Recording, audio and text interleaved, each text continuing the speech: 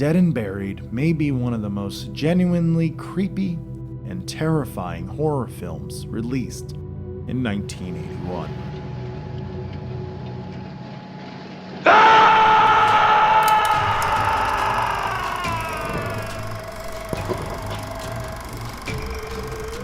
Welcome to the HellBound Horror Show.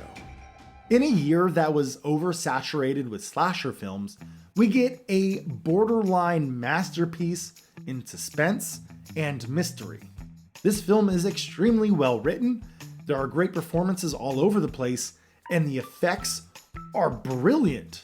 Many talented people both in front of and behind the camera really make this film a special one.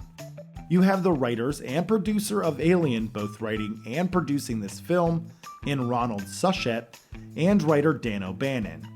You have special makeup effects by Stan Winston. Now I know that Stan Winston doesn't necessarily have that gritty slasher feel that Tom Savini normally has, but Stan Winston has a much better resume, by far. He did the special effects for Aliens, the Terminator films, Pumpkinhead, The Predator, and the live-action dinos from, Jurassic Park. This guy is a legend, and even if not all the effects aged well in this film, there are some that are mind-blowingly real. In front of the camera we have the grandpa from Willy Wonka and the Chocolate Factory, and holy crap, that's Robert Englund!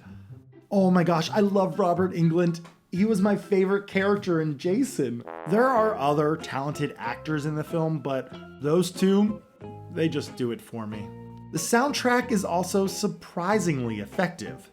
Nothing amazing, but it's good enough to be one of the many strengths of the film.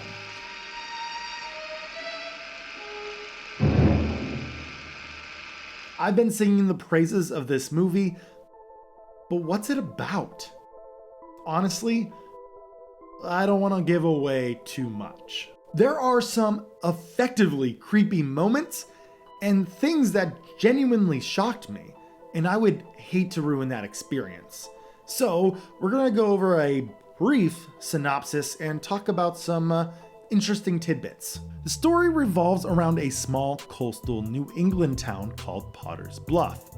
Things aren't what they seem in Potter's Bluff. Murders start to happen and bodies start to go missing.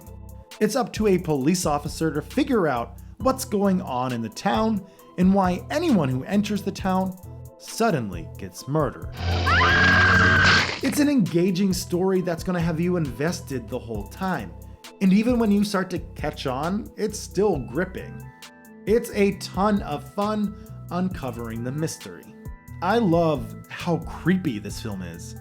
As this family passes through the town, they end up wrecking their vehicle as something jumps out in front of their car. They check out an old house to see if anyone is home and if they can call for help. While in the house, we, the audience, see shadows of someone lurking outside. It's not immediately threatening, and it just lingers and watches. It gives me chills. I also need to talk about this one scene really quick. We have a burn victim who's in this hospital. The killer comes to finish the job with a large needle, and look at the fear in this guy's eyes. That is great. Awesome acting. And the most amazing part is, that's actually a puppet the whole time. Every movement of the burn victim is a puppet.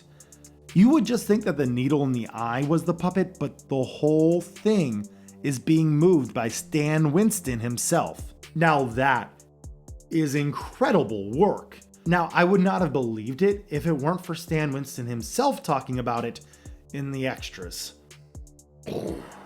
The film might be a little slow for some, but I think the mystery keeps the film engaging enough. It's pretty good stuff and is totally overlooked nowadays. This is a hidden gem. If you're tired of the slasher films from 1981, this will be an amazing change of pace. I can't recommend Dead and Buried enough.